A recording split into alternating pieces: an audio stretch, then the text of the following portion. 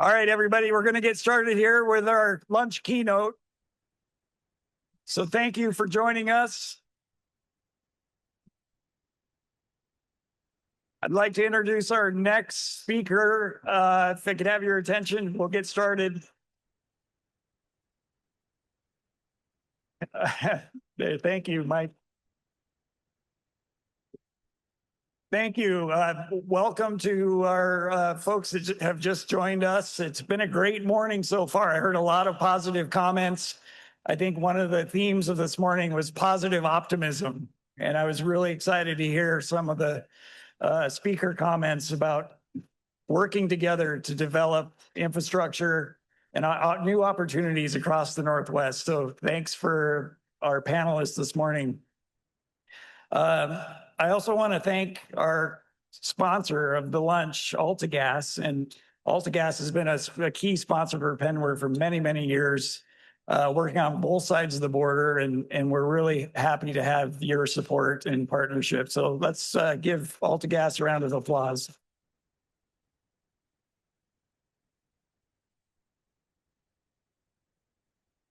I'd like to invite up Chris Prokop, and he's the Senior Vice President of Business Development at AltaGas, where he leads strategic growth initiatives across the company's energy infrastructure and export portfolio.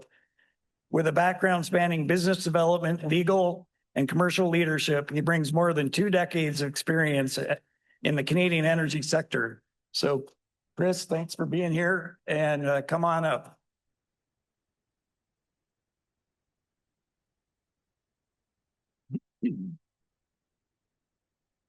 Hannah's trying to get me to make some jokes, but I told her I'm not making any Oilers jokes. The last one I made didn't go so well, so I'm just going to keep it off that one. But good afternoon, everyone. I'm Chris Prokop, Senior Vice President, Export Development External Affairs at AltaGas, which is an energy company headquartered here in Alberta. As an Alberta-based company with midstream assets connecting Alberta, British Columbia, and Washington State, PNWER is very important to us. It's an important forum. So on behalf of AltaGas, it's my pleasure to help welcome Premier Danielle Smith to the PNWER Annual Summit and introduce her keynote speech today. Premier Smith brings an important Alberta perspective to today's conversation. She was sworn in as Alberta's 19th Premier in 2022 and represents Brooks Medicine Hat, a community with deep ties to the energy and agriculture industries, both of which create jobs and attract investments, 2 things we need more of across the Pacific Northwest. Before becoming Premier, she built an impressive career across public policy, media, and business. This background gives her a unique vantage point on the role of Alberta and the role it can play in strengthening energy security, opening new markets, and building the partnerships needed to get major things done. And at AltaGas, we know Alberta's energy story is, at its roots, all about partnership. For example, later this year, we will be commissioning the Ridley Island Energy Export Facility, or REEF, as we like to call it, on the coast of BC and Prince Rupert. It's a project that would not be possible without the many partnerships that we've created. REEF is our second export facility in Prince Rupert and is a great example of how critical partnerships with Indigenous groups, the community, and government at all levels can be. The Alberta government has always been an interested and engaged partner to AltaGas and to the energy industry, understanding, just as we do, that getting our energy to the world is one of the most powerful things we can do for our economy now. And right now, there's a real sense of momentum. We're seeing federal and provincial cooperation grow, and major projects and ideas that once seemed difficult to imagine beginning to take shape right in front of us. That's why forums like PNWER matter. They bring together the people and the perspectives needed to keep moving practical, collaborative solutions forward across borders, across jurisdictions, and across sectors. I look forward to hearing today's discussion and to continue this kind of collaboration across the region and across all levels of government as we tackle these critical issues. So please join me in welcoming the Premier of Alberta, the Honourable Danielle Smith, accompanied by Hannah Thibedeau. Well, thank you so much for the kind introduction, and good afternoon, everybody. Welcome to Alberta. Welcome to the Capital Region in particular. It is my great honor to welcome delegates from across the region here to Alberta's capital city. And I understand the U.S. Ambassador Pete Hoekstra was here a little bit earlier. He's spent many times in Alberta, and we enjoy our relationship with him, advancing our mutual interests. I also want to acknowledge my colleagues in the legislature who are here. If you haven't had a chance to meet them, maybe you can just wave your hand when I announce your name so others can come over to you. We, of course, have Minister Devin Dreeshen. He's our Minister of Transportation and Economic Corridors. MLAs Jackie Armstrong Hominick, Shane Getson, Garth Rosewell, Scott Sear, Ron Wiebe, Eric Bouchard, Brandon Lunty. Got some former elected folks here. Former Minister Gary Marr, who also served as our representative in the office in Washington. Nathan Cooper, you saw me standing here with him. You know, I'm sure some of you know him well. He is also representing us now in our Washington office. Her Honor, the Honourable Lieutenant Governor Lois Hole is here as well. Or sorry, Lois Mitchell, sorry about that. Other one. And thank you so much for being here also. We have many federal ministers, state representatives, Indigenous leaders, senior diplomats, and elected officials who are also here today. And before I begin to our Saskatchewan friends, let me offer a condolence on the loss of your captain of your team. I'm sure that's a really big blow to you.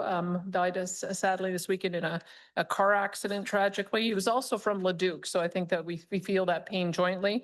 And then also condolences to our American friends who also lost a senior representative with the sudden passing of Senator Lindsey Graham this week. He visited Alberta on several occasions, and we'll always remember him as a great friend to our province and an ally to our energy industry. Our province is very pleased to host the 2026 PNWER Annual Summit. I should give a special shout out to Shane Getson, who I know worked very hard to convince you all to come here, and I hope that you're happy that you did. This year's theme, Building a Resilient Future Through Collaboration, Innovation, and Trade, is exactly the conversation that Alberta wants to be having right now. We make no secret of our stance on free trade, strong Canada-U.S. relations, and the important role of expanding markets. That's why we value our membership in PNWER and the important work that the organization does. Our government is particularly grateful for PNWER's firm position on tariff-free trade, a position that's especially timely as negotiations for the Canada-U.S.-Mexico trade agreement continue. We call it CUSMA. You guys call it USMCA. I think in Mexico, they call it MUSCA. So, well, I'll try to come up with some acronym we can all agree on. If I interchange them, at least we all know what we're talking about. In a world increasingly defined by trade disputes, geopolitical uncertainty, and competing interests, the ability to come together, find common ground, and focus on what's best for our region is a powerful thing. Every state, province, and territory represented here brings a unique perspective to the table. But we also share a great deal in common. We are bound together by more than geography. We are united in friendship, shared history, and mutual interests. The conversations we have at this summit will focus on how we can work together to grow our economies, develop our resources responsibly, and secure prosperity for people on both sides of the border. That's an ambitious slate of topics, for sure.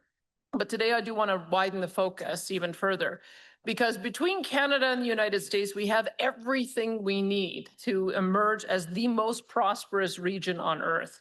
And I'd like to share Alberta's perspective on how we make that happen. Let's start with the world as it exists today. We're living in a world that's getting more complex and less certain by the day. A world where access to energy, critical minerals, and other commodities matters more than ever. A world where long supply chains are becoming liabilities, where technology is reshaping entire industries. In the world that's taking shape, 4 factors will determine which jurisdictions thrive in the decades ahead. Resource industries that create prosperity, trade corridors that move goods efficiently, energy systems that power growth, and innovative ecosystems that turn ideas into economic value. Today, Alberta stands at the intersection of all 4, and we intend to stay there for the long haul. One of the things that connects every jurisdiction in PNWER is our natural resources. Across the states, provinces, and territories represented here, we produce everything from critical minerals and timber to oil, potash, and uranium. And if success is increasingly defined by access to resources, I'd call that one heck of a strategic advantage. We also have more natural resources going for us too. World-class agricultural industries that can safeguard food supply of both our nations, strengths in technology, manufacturing, finance, research, and higher education, and of course, innovative and ambitious populations. None of us has everything that we need on our own. For example, as much as we might like one here in chilly Alberta, we have a really tough time developing a commercial peach industry. Of any meaning or any meaningful wine production for that matter as well, although I recently had apple wine from Alberta and it's delicious. But we are happy to buy those things from our neighbors across the warm side of the Rockies. And we bring our own agricultural strengths into the bargain too. Every jurisdiction here brings something different to the table, different assets, different strengths. And the free and fair exchange of those complementary advantages makes every one of us stronger. Last year, Alberta imported more than $22 billion worth of goods from the United States. Keep in mind how large that trade relationship is. That's just Alberta alone, $22 billion. Our next closest trade partner is China, and we have $10 billion worth of cross-border trade with them. So it's an enormous trade relationship and enormous purchase of goods that we bring into Alberta from the United States. That includes top shelf wine from the Willamette Valley in Oregon, which can be found at discerning liquor stores across Alberta. It also includes an order of 67 Boeing 737s and 7 787 jets with options for even more from the great state of Washington. And those partnerships stretch across the region. We import more than $355 million in agriculture products from Montana, a lot of the live cattle that comes across, over $273 million in chemicals from Idaho, and aircraft parts from Alaska that help to keep our northern economy moving. So whether we're talking about food security, energy security, critical minerals, or advanced technology, the lesson is the same. Long-term prosperity is only possible with trusted partners in the picture. And that's exactly why regional collaboration matters. So how do we build on that foundation? How do we secure the future of our region, our nations, and our continent today and for the long term? Well, here's what Alberta is doing. Our province has a lot of assets on our balance sheet and economic strengths in so many areas, ranging from tourism to technology to transportation and logistics. But our biggest industry, our largest single source of prosperity by far, is energy. Operators in our province routinely produce more than 4 million barrels a day now, and our government is committed to doubling that by 2035. This expansion will be accompanied by the Pathways Carbon Capture and Storage Project, making Alberta's crude some of the most responsibly produced barrels on the planet. The benefits for our domestic economy go without saying, but they also extend much further than our borders too. In the future that's taking shape, one fact is becoming increasingly clear. Those nations with secure energy supplies will prosper, and those without them will struggle. While much of the world's energy supply has been affected by conflict and volatility, Alberta's oil and gas industry keeps on delivering for our trading partners. And that, of course, includes our largest customer, the United States. Last year, Alberta alone supplied 56% of U.S. crude oil imports. That's a number we're proud of. It means that American refineries can count on a stable source of supply from a trusted partner. We offer security, reliability, and predictability today, and our partners can count on us to keep that going in the long term too. Our energy trade with the United States supports hundreds of thousands of American jobs, contributes hundreds of billions of dollars to the U.S. economy, and helps to keep energy affordable for American families and businesses. It's a win as much for the United States as it is for Alberta. And we want to build on that in a big way. We're working now to expand our trade corridors to increase our export capacity. And that includes energy pipelines to the east and west, as well as new pipeline capacity that will carry Alberta energy south to key refining hubs in the United States. Alberta exports its crude to American refineries through a vast network of pipelines. I would argue it is one of the most secure and efficient supply chains on Earth, and one of the most significant advantages for both nations as we strive not only for energy security, but energy dominance. That is a relationship that's been built up over decades, and it's delivered enormous benefits for both sides. And Alberta will always be an advocate for a strong and beneficial trade partnership with the United States. And if the years ahead are anything like the present moment, the highly integrated energy industry linking our two nations will be more important than ever. And I think these times do make one lesson perfectly clear. Having resources is an advantage, but they only create prosperity if they can reach markets efficiently. And that's why trade corridors are so important. The more effectively we connect our region to itself and to world markets, the stronger and more resilient all of our economies will become. We all know that in 2026, resources and trade infrastructure are also only part of the story. Economic success will also depend on our ability to develop new technologies and harness the full potential of artificial intelligence. Jurisdictions around the world are now competing for investment in computing infrastructure. And I'm here to say Alberta is determined to compete on a global scale. And we have a lot to offer potential investors, including abundant natural gas to power data centers so that North America can win the AI race. We have a clear, predictable, and pro-business regulatory environment, low corporate taxes, skilled workers, and tailored education programs, and an innovation ecosystem that is now the nation's second largest. In other words, we offer potential investors speed, certainty, and scale, and our efforts are paying off. Just the other week, Meta announced the construction of its first Canadian data center, which will be built in Alberta's industrial heartland, just a bit to the northeast of where we are right now. This is one of the largest private sector investments in Canadian history, at $13 billion for that part of it alone, and one of many opportunities that we are pursuing as demand for computing infrastructure continues to grow.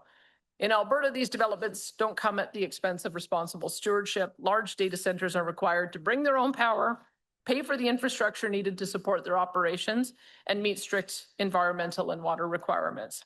We're proud of the achievements we've achieved so far. Our approach balances economic development with environmental protection, and in many ways, that's been the story for so many of the jurisdictions that are represented here. So my message to every jurisdiction in PNWER is simple.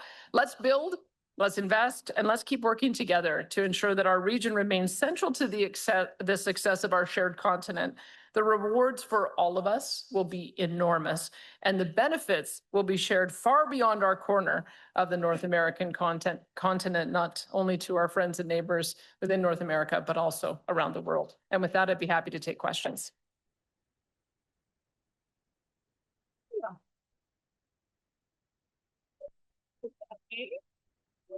It's been a while. Where would you like me to sit? Do you have the brush? Yeah, you can have your choice.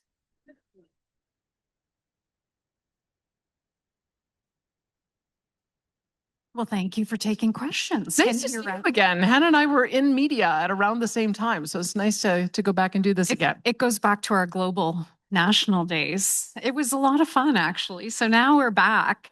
I want to start with something, Premier. Thank you for the opportunity to come up and ask questions. I really appreciate it. In your message before PNWER and here today, you have said Alberta sits at the intersection of energy, trade, infrastructure, and innovation. Now, listening to that, it struck me that you're really describing a formula for economic success. So here's the question. If one of those four is the foundation, which is it? Well, I would say that for us right now, the economic foundation has been oil. There's nothing that we export that comes close to the kind of value that has. So we export about $100 billion worth of oil to the United States. You upgrade it to $300 billion worth of value that keeps the cost low for your consumers, and then whatever excess gets exported around the world. So that, I would say, has been the financial foundation of where we're at. But increasingly, natural gas is going to become important, because if we want to win the race to manufacture intelligence, which I really do think is the next important race against China and others, we want to be able to win that. We want to be able to win that in North America, and we want to be a partner with the United States in being able to do that. But you can't manufacture intelligence at that scale without a secure supply of energy. And increasingly, that's going to come from natural gas. So both of those twin products, both oil and natural gas, I think, are the key. We've seen the Prime Minister out here quite a few times. What do you feel has changed over the last little bit? Have we entered a new era of momentum in your mind? Well, Knowing that this is a mixed room, I'm just no, I'm not judging anyone, but I will say one of the things that changed is a level of pragmatism that came into our governing party that was absent for about 10 years. And I know that some of you are still struggling with this within your own jurisdictions. And so that's why I say I'm not judging anyone, but I can tell you what has happened in our country. When the Prime Minister got elected, the Liberals were facing wipeout because their policies were hurting people and they were damaging our ability to invest, and everyone saw it. And he had to do a recalibration of what do we need to do to stop hurting people from an affordability point of view, but also get some edge back so that we had something to offer the world as a trading partner. And so to see the extraordinary change in 18 months, to say, yes, we care about emissions, but we also care about prosperity. And you cannot do more on the environment if you're going to crater your principal industries that are going to pay for all of the environmental improvements. So I would hope, I would hope that perhaps those of you who are having that challenge might look to Canada and say, what is a pathway that's a little bit more pragmatic that allows us to do both? Because I think this is what every jurisdiction in North America is struggling with right now. And I think it's not perfect. Both sides are having to put a little water in their wine. Those who lead with the environmental foot think that perhaps there's too much development and too much investment in the resource sector. Those of us who lead with the resource foot think that maybe we're putting extra costs on our industry that might make us less competitive. But if we genuinely care about the prosperity of our people and affordable energy and being able to win that AI data race, we have to be pragmatic about it. We have to acknowledge the technologies and the cost associated with them, how quickly we can get to market with them, and we have to stop sabotaging our own success. So I would say that has been the biggest change that we've had in the federal government, is a return to that kind of conversation. It feels like there's a bit of momentum. And you agree with that. Execution, though, is another thing. What's the first project people should judge you on? I would say we've already seen the successes. We've already seen that in the United States, the U.S. president has permitted a number of different projects. And you have to remember, I mean, we also were very keen to do more energy trade with the U.S. And then the Biden administration came in and canceled a major 1 million barrel per day pipeline to the U.S. And I think we're all thinking, gosh, where would we be today if that hadn't happened? And so resurrecting that project, we looked at that as very positive. And I've spoken with a couple of the governors who are going to now host the new route. Hopefully we'll make some better choices about the route so that it's going to be a little bit less controversial, but it's absolutely essential for us to be able to connect our supply of heavy oil with your refineries that need this particular type of product in order to operate efficiently. So I would say that we've already seen success with that, with the South Bow Bridger open season, as well as with Enbridge getting its permits to expand in the U.S. And then in Canada, the fact that we had Meta come to our jurisdiction and say, yeah, we actually can build a major project like this because we have natural gas, we can build a pipeline, we can get it to a region that's zoned for industrial, and we can build a power plant within a 4-year time frame. That wouldn't have happened if we hadn't come to this historic agreement with Canada that natural gas has to be a part of the power grid. So I would say those are things that we've already seen. And then, of course, I'd like to build a pipeline to the West Coast, and we're going through the process for that. And so you'll have to ask me a progress on that when we meet again next year. Because by next year, we should be pretty close. I promise I will. I actually did ask the ambassador, did that concern him that the focus was on the West rather than to the South? He said it didn't. And it shouldn't, because there's a couple of things that I've spoken with the ambassador about. One is, and I spoke with the lieutenant governor from Washington as well, and Cherry Point is one of the major refineries that help to serve the state of Washington and probably beyond that as well. But when you look at where the Trans Mountain Pipeline terminus is, it's right across the border from the U.S. And so really, Americans do still have the first opportunity to access that resource. And then I also understand that South Korea has become a new friend and trading partner. So they will refine the product and then they'll send it back to California. because California has been less enthusiastic about producing and refining their own product. And so I look at these West Coast pipelines as also helping to strengthen the relationship all down the highly populated U.S. West Coast, but it also helps us to expand our markets as well. And I think it's in all of our interest to make sure that the ASEAN nations are also well supplied and well supported, because they're also at risk right now with the disruption in the Strait of Hormuz. We want to be able to make sure they have a secure supply of energy too. You describe Alberta as an energy superpower. What does that mean in 2026? Because is it still primarily oil and gas? You did mention natural gas as well, but has that definition become broader? One of the things that may not be well known about Alberta is that we did phase out our coal-fired electricity early at great expense. It cost about $4 billion with all of the additional payouts and additional spike in costs that occurred as a result. And we switched to natural gas. But natural gas has the ability with peaker plants to work in harmony with solar and wind. And so we've got 38% of our installed grid is renewable, and it produces about 23% of our power, because as you know, it doesn't work all the time. But the reason it's a good partnership is because solar only works 10% of the time. So 90% of the time you need to have peaker plant natural gas backing it up. Wind works about 30% of the time. So 70% of the time you need natural gas to back it up. And that's a pretty good partnership. We're about to, I think, go to a large-scale rollout of geothermal. And I think there's some exciting things happening in the United States as well in this regard. We want to be able, we have a drilling accelerator. We're trying to get down to a depth of about 10 to 15 kilometers. What is that in miles? 6 to 9? You're asking a Somewhere around journalist there. math. 6 to 9 miles. Have I got that about right? Just so you know the depth that we're trying to get to, so that we can, oh, here we go again. I was going to say, so we can get 450 degrees Celsius. I don't know what that is in Fahrenheit. Someone's going to have to help me out here. But someone's got the Google. You can do the Google Translate on me if I'm speaking a foreign language for you. But we have, if you can do that, then that's a level of heat that you can use not only for heating, but also for electricity. And so we've got a scale project rolled out in Germany to do district heating, but we're trying to get to that depth so that we can make electricity renewable and sustainable and dispatchable and reliable electricity available anywhere in the world at that depth. So I think that's going to be pretty exciting for us. And then we're also working in partnership with our friends in Saskatchewan and British Columbia on an intertie for our power grid. In British Columbia, they've got hydroelectric, which would benefit from some of our solar and wind when now we end up having it come on in a surplus.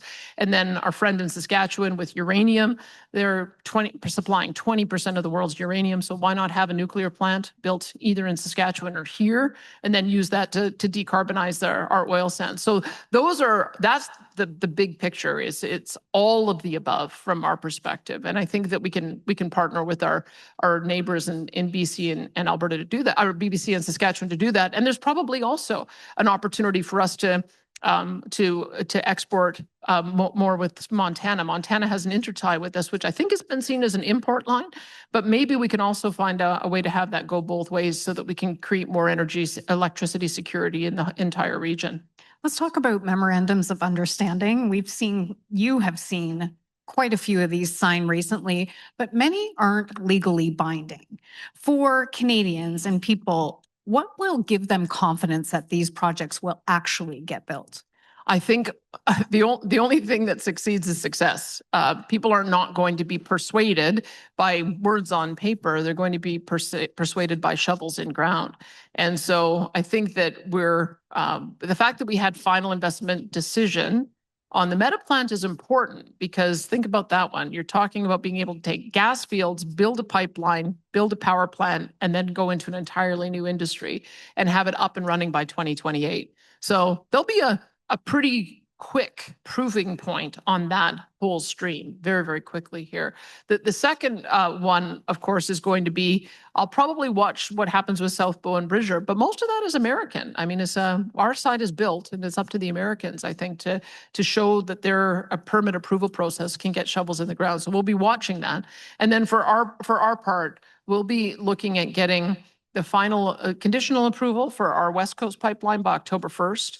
With the final permit approvals by September of 2027, at which point we can begin construction. So again, you won't have too long to wait for the proving point on that one either. But I think we're already beginning to see with some of these projects being announced, that would not have been the case if we were having this conversation 18 months ago. Visually seeing those shovels in the ground. Excuse me, I've had a cold stampede. Did you get that too? Oh, yeah. If you guys have not been here for Stampede, how many were here for Stampede? Okay. You just extended your stay. I think you were. Greatest outdoor show owners for a reason. It was a great party. It was a lot of fun. I think I've been spending more time in Alberta than in Ottawa recently. I want to take one of the audience questions because this is interesting. AI investments is something really important in Canada, in Alberta, exporting Alberta molecules through electrons. Yeah. Tell us more about that. We're calling it, one of the things that I think stuck with a lot of people going back to one of our premiers, Ed Stelmach, is he always was concerned that we were developing our raw material resources and then shipping them somewhere else to be value added and upgraded. And that works in a lot of cases, for sure it does. It actually makes a lot of sense for oil to be refined near those who are using it. So it can either be asphalt or aviation fuel or diesel or gasoline. That kind of makes sense to do.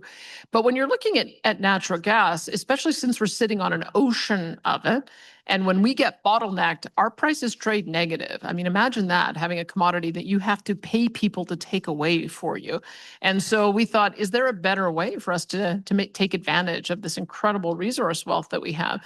And so we developed the concept of a digital pipeline and a digital refinery, because that's what we're doing. We're taking the materials, we're turning the gas molecules into zeros and ones, and then we'll be able to export zeros and ones a little bit more easily because fiber optic lines and wireless seem to be a lot easier to build internationally than it has been to build pipelines. And so that is going to allow us to have a whole new era of value added. So think about this, the meta plan, it is ultimately when it's built out, 1,864 megawatts. Our current power grid for all of our use is about 12,500 megawatts at peak. And so you're talking about a project that's about 10% of what our current use is. That's why we have to have them build their own power. There's no way we can provide that to them. But the happy benefit is that also requires an additional substantial amount of gas to be used to power it. I think it's 300 MCF a day. I'm looking at Adam to see if he might know off the top of my head, but that's it's going to be or is it BCF a day? 300? I always get the measures confused. It's an enormous additional amount of gas that we're going to be able to add on with a single project, which then generates royalty revenue for us. And then that allows for us to pay for the things that our citizens care about. We think that this one project will generate about $250 million worth of tax revenue for different levels of government. There's not very many projects that will be able to do that. And it also allows for Meta to make sure that their customers who like to use Facebook and Instagram and Messenger have the ability to do that reliably and efficiently, as well as train some of the future models on AI. So we look at that as if we can make sure that people are protected on their electricity, their power bills, and that's why they have to build their own power, protected on water. And I think these closed loop systems and air cooling, we also have the advantage. I know you're here on a beautiful day in summer, but we also have the advantage of being cold 6 months out of the year. So that also keeps the cooling costs down as well. Also make sure that it's on established industrial areas. This was an area that was initially conceived to have traditional refineries on it. And so there's some widespread acceptance in the community for it. And then it's a reasonable distance away from homeowners. I think the next closest homeowner is about 5 kilometers away. By addressing those issues, we think we'll get the social acceptability to build more of them. And sadly, we've watched as some American jurisdictions haven't dealt with some of those things, and it's resulted in backlash. So we're learning a little bit as we roll that out. And we hope that this will be the first of a few that end up getting announced. I think we'll be talking a lot about that, a lot more too. I have to talk about a little bit of the elephant in the room, but this is on an investor's point of view. You've talked about the importance of partnerships, collaboration, creating the conditions for investment. There's the issue that has attracted attention, and that's a referendum discussion. But just on the investors' side, some investors have said conversations around a possible referendum create uncertainty. Do you worry that the political conversation could begin to overshadow Alberta's story, economic story? Well, I would say that for those of you who don't know why it is we're having this question in Alberta, there are I think I got it. There are 29 U.S. states that have citizen initiative propositions. California has them all the time. I think you guys, I think the folks in California do 10 or 15 every election cycle. This was a citizen initiative proposition. There were two different sides. One, 400,000 people signed a campaign saying they wanted to vote to remain. 300,000 signed a campaign saying they wanted to vote to leave. So we think, in the spirit of honoring our own legislation, finding a way for our citizens to have a say and give us some direction is a smart thing to do. You can't have 25% of your voting public say we want to have this debate and ignore that when you've got a legislative framework for it. So that's the reason why we're having it.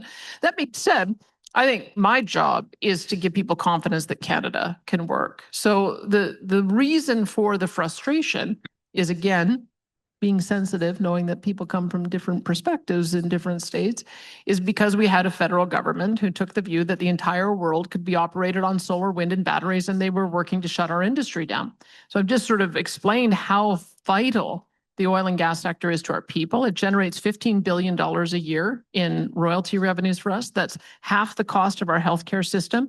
If you start shutting that down, we're just not going to be able to pay for the services people care about. We've got people who've lost jobs, lost businesses. When you lose your career, sometimes that causes family breakdown. It's caused real hardship over the last 10 years of not being able to grow. And so when you have that, when you have a federal government suppressing your ability as a province to develop your resources and maintain your economy, it's going to develop in backlash. That's why I'm glad that the new Liberal government has taken these concerns seriously and found a pragmatic pathway so that we can move forward. I haven't convinced everyone. Last poll I saw that 67% of Albertans were going to vote to remain. I'm still going to work on some of those issues that we have to see if we can convince a few more. The way I kind of describe it is, there's a certain segment of our Alberta population that want to file the divorce papers, and I want to go into couples counseling. So we're in that couples counseling mode right now, and I'm confident it'll work out as long as we can work through the issues one by one. On the question of investor concern, though, how do you reassure investors that this is still the place to bring the money? I think people will see that on October 19th. I mean, the only thing that we can do is make the case, allow people to have the debate, and then on October 19th, see what the outcome is. I think that people in Alberta respect democracy, respect the process, and it'll be my job after that for the losing side to understand that they've been heard and to also try to heal that divide. So at the moment, it does look like it will be remain. I don't want to take anything for granted. But the main thing is that respecting that Albertans have legitimate grievances, and they're not going to go away by ignoring them. They go away by addressing them. And so that's why we're working so hard to address them, why you've seen such a foundational change in the priorities of our country in the last 18 months. I think it's recognizing that the way we were going wasn't working, and it was heading to a major national unity crisis. I recognized it, the Prime Minister recognized it, and I think we found a pathway that is a pragmatic one to address both of our needs. I have to say, I like Alberta in our country.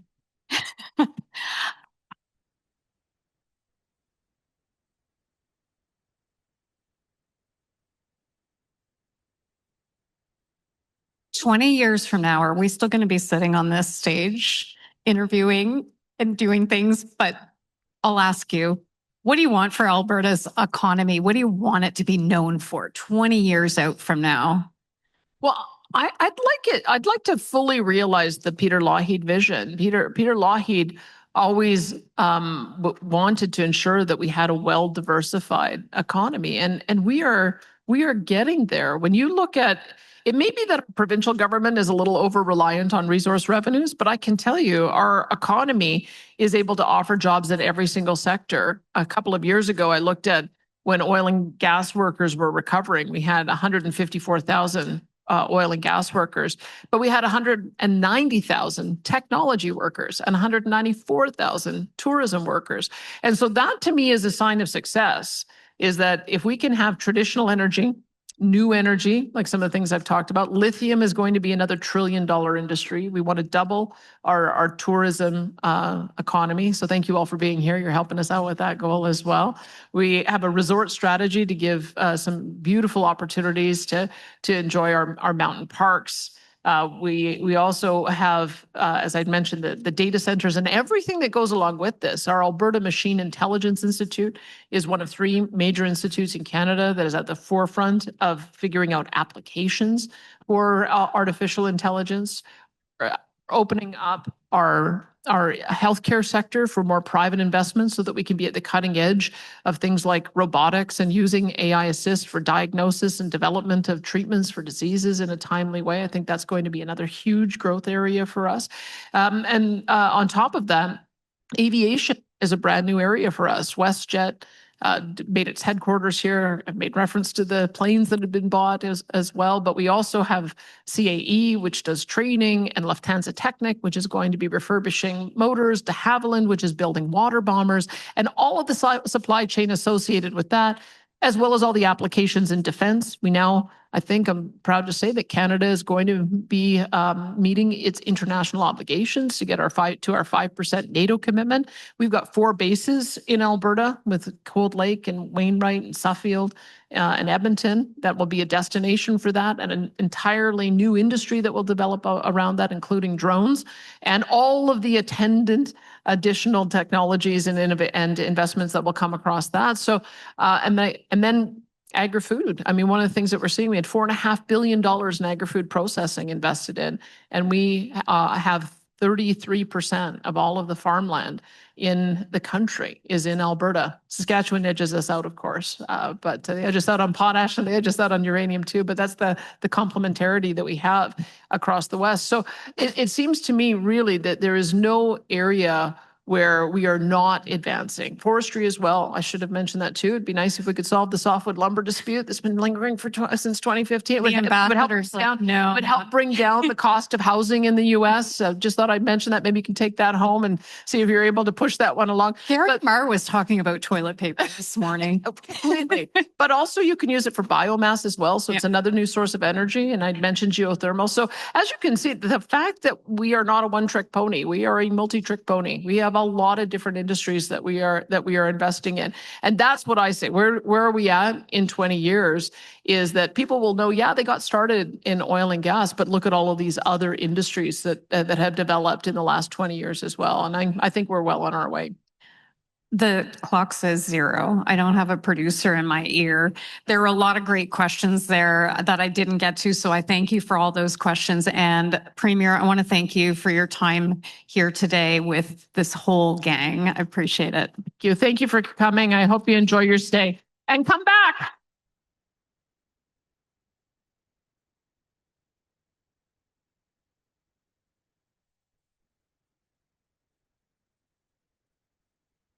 No, not a chance. Thank you, Premier Smith. Thank you, Hannah.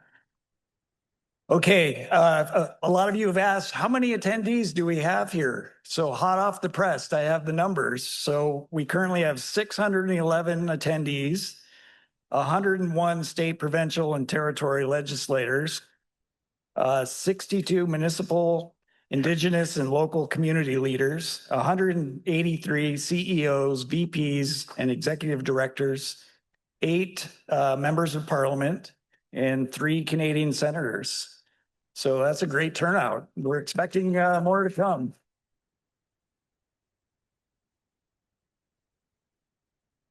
I want to recognize Lois Mitchell, who served as Alberta's 18th Lieutenant Governor. And she also created a working group within PNWER called Women in Natural Resources. And she chaired that for many years. And she also co-chaired our summit, I think at least twice in Calgary. So Lois, thank you for being here. It's always great to see you.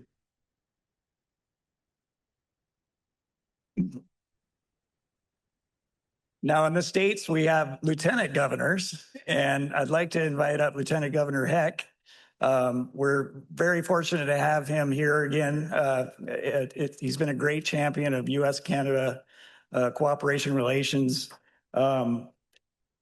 Denny Heck has served as Washington's 17th Lieutenant Governor since 2021. And I think one of your first trips was to a PNWER summit in Calgary in 2021. I think that's probably when you first came to our summit. He presides over the state Senate, and he was a former U.S. representative, entrepreneur, and state legislator. So please join me in welcoming Lieutenant Governor Denny Heck.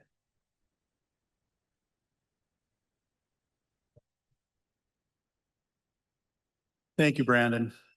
It's great to be back together with you again. Our gratitude to both PNWER Crackerjack staff and Alberta for all the work they've done in bringing us together at this great conference. I don't know how many of these I've attended since becoming Lieutenant Governor, or Lieutenant Governor, as some of you would say in Canada, but they're always very worthwhile, even for those who have such limited time. You know, as elected officials, as so many of you in the audience are, we have a responsibility and a privilege, not just to speak out, but to speak on behalf of those who elect us. So let me begin by saying that on behalf of the 8.2 million Washingtonians, whom I refer to as my bosses, we love Canada. We love our Canadian brothers and sisters. We always have, and we always will. Well, that's not entirely true. There was this one territorial dispute back in 1859, the San Juan Islands, which erupted into the so-called Pig War. On account of the sole casualty was the pig that got shot by American settler Lyman Cutler. But except for that, Washingtonians share a 427-mile border with Canada, which is, of course, part of the 5,525-mile border between America and Canada, the longest international border on the face of the planet. And I'm here to tell you that whatever transient disagreements there may be from time to time, here is what I know about our two countries' relationship. We are, and we will continue to be, critically important trading partners, creating good jobs and wealth in both countries. We are, and will continue to be, national security allies, and we are mindful of the fact that the sons and daughters of Canada have fought alongside the sons and daughters of America in every single conflict for well over 100 years.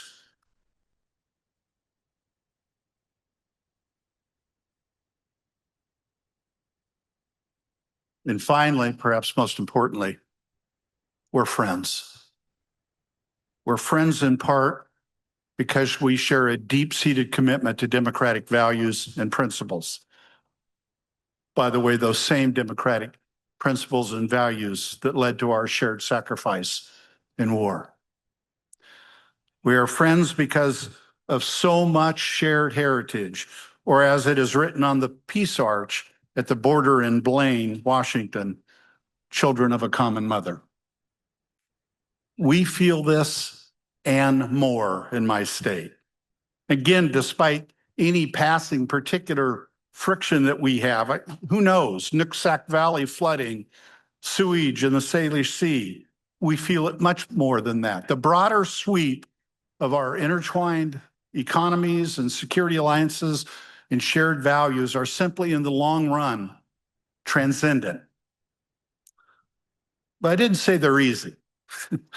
In fact, they're like democracy, right?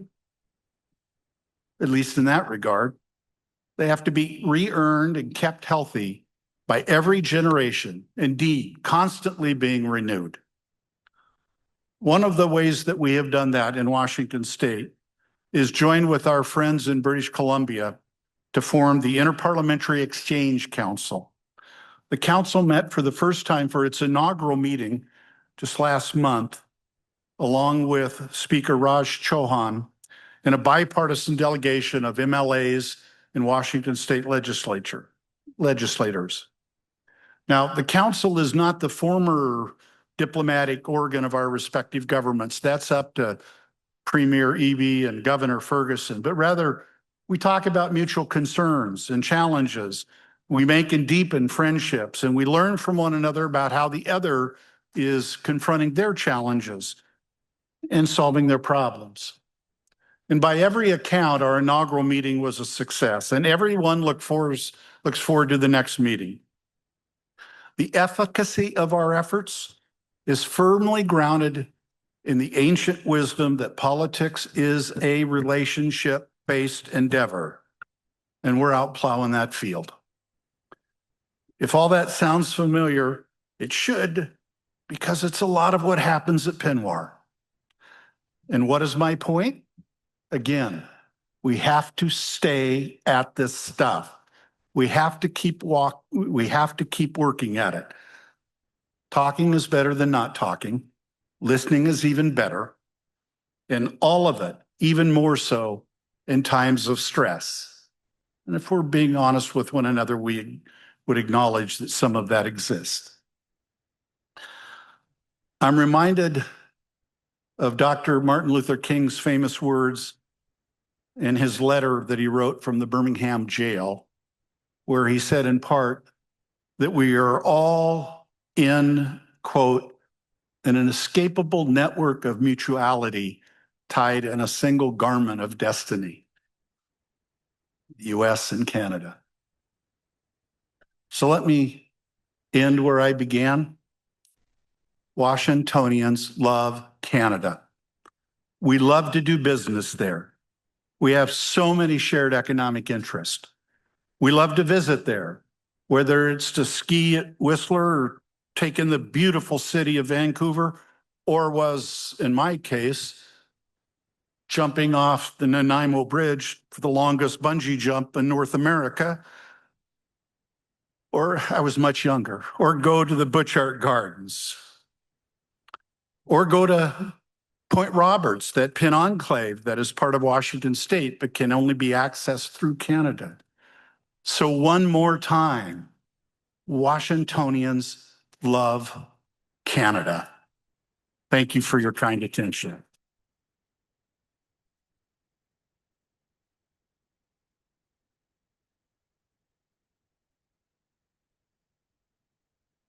Thank you very much, Lieutenant Governor. Great message.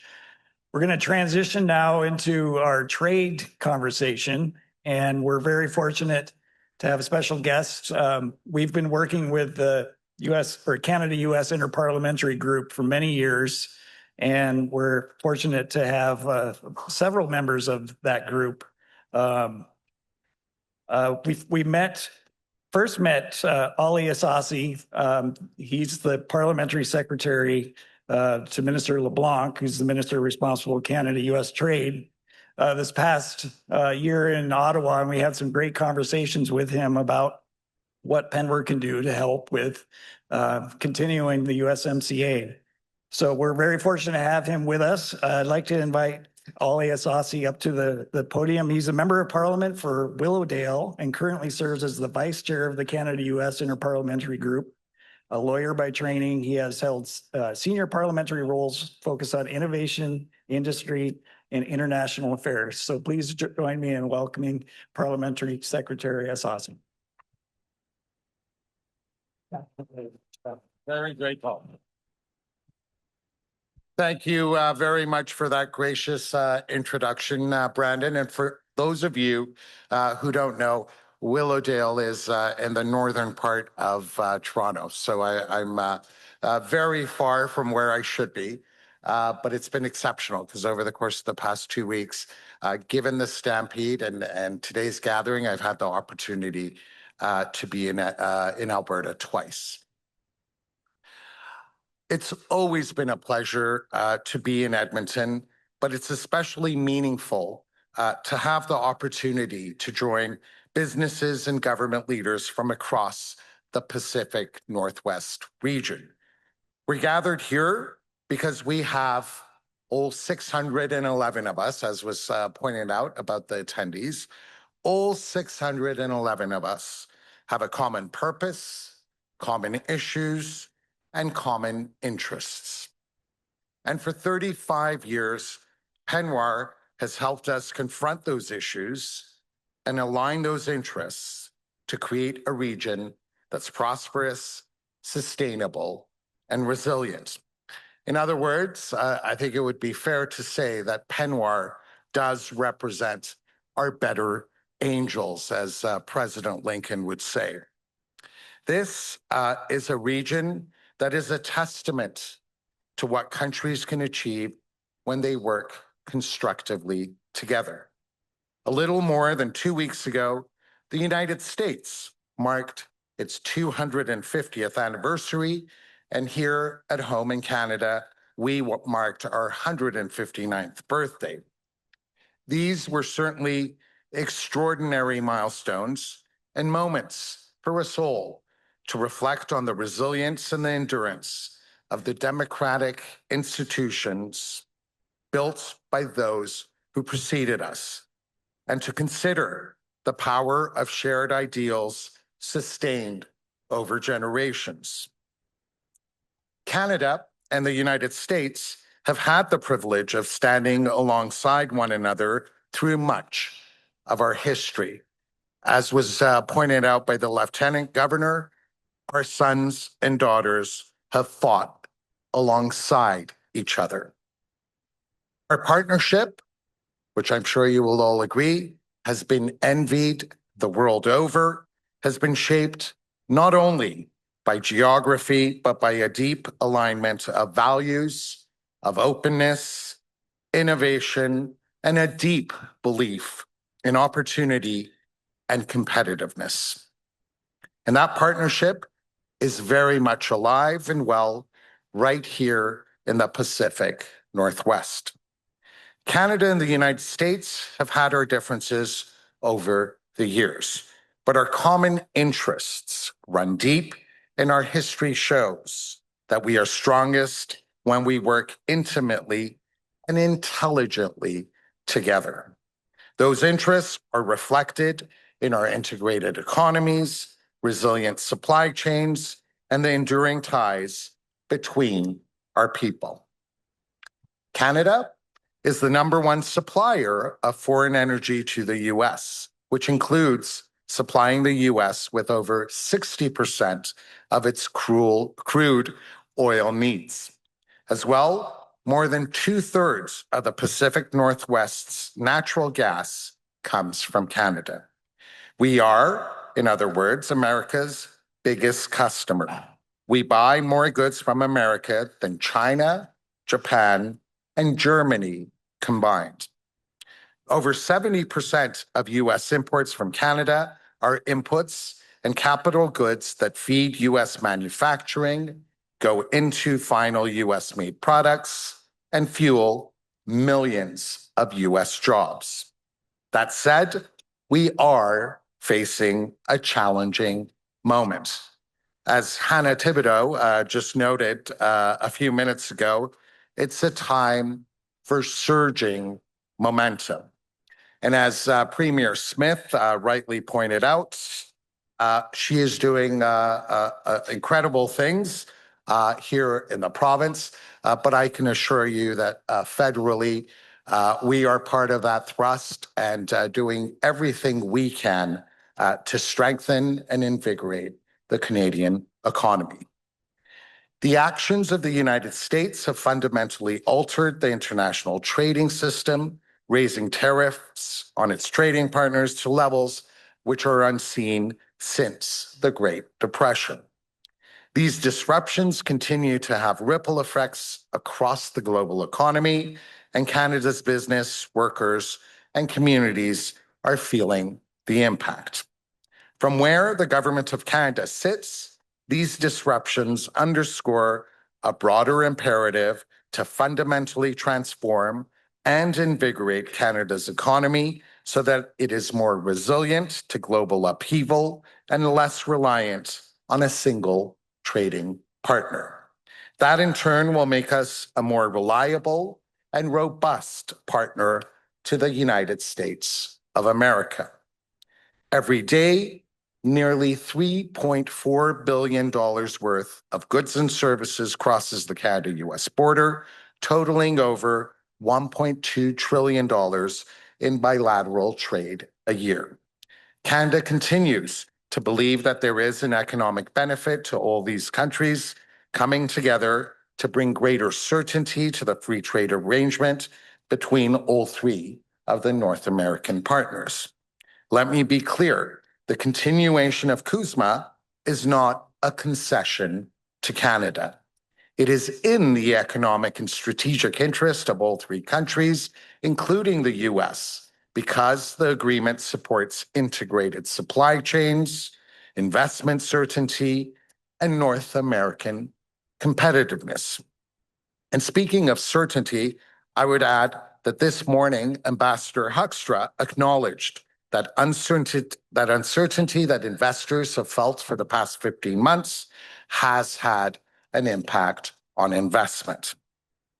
Canada stands ready to do its part in ensuring that CUSMA continues to respond to emerging challenges and strategic opportunities within North America. One of the most basic and fundamental changes you will have noted over the course of the past 15 months is that our federal government is truly working hand in glove with all of our provinces right across the country. Now, let's move on to trade diversification, another thing that has been a priority for our federal government. In a time of economic uncertainty, trade diversification is not only an opportunity, it is an absolute necessity. By strengthening our relationships with partners around the world and expanding opportunities at home, we can build a more resilient economy for all. Canada's aim is to generate an additional $300 billion per year in overseas trade by 2035. And I suppose you're all asking, how do we intend to do so?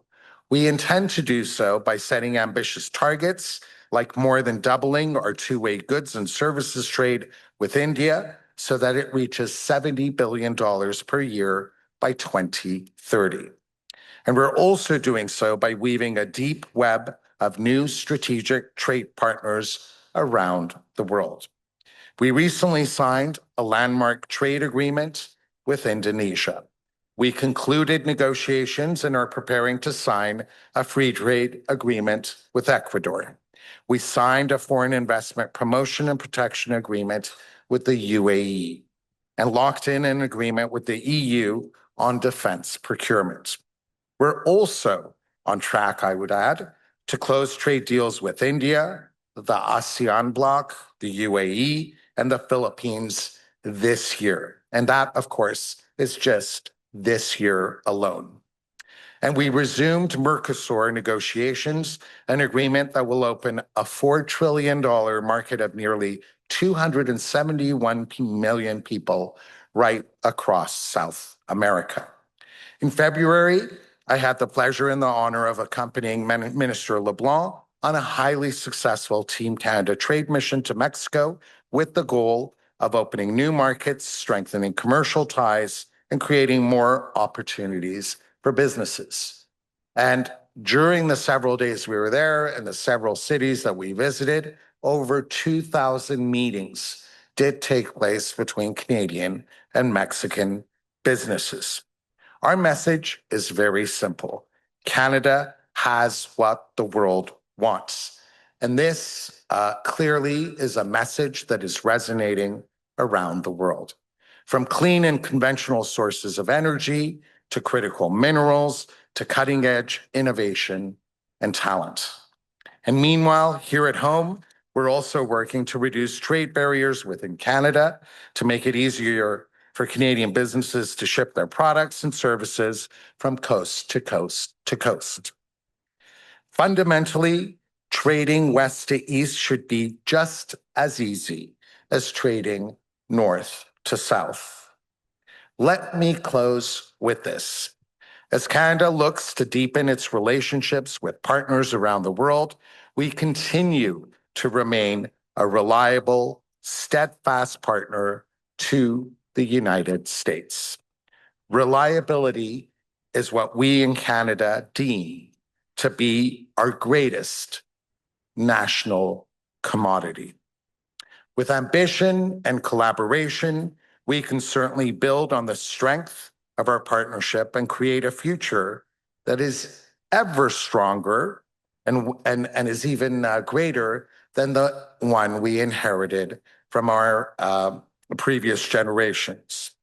We have an historic obligation to do even better than those who came before us. Thank you very much.